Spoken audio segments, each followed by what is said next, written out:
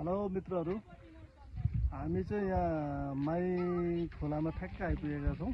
यो हाम्रो हुलाकी सडक सिमाना यहाँसम्म छ। हाम्रो यो बोर्ड देखिहाल्नुभयो होला, गौरीगञ्ज गाउँपालिकाको होइन।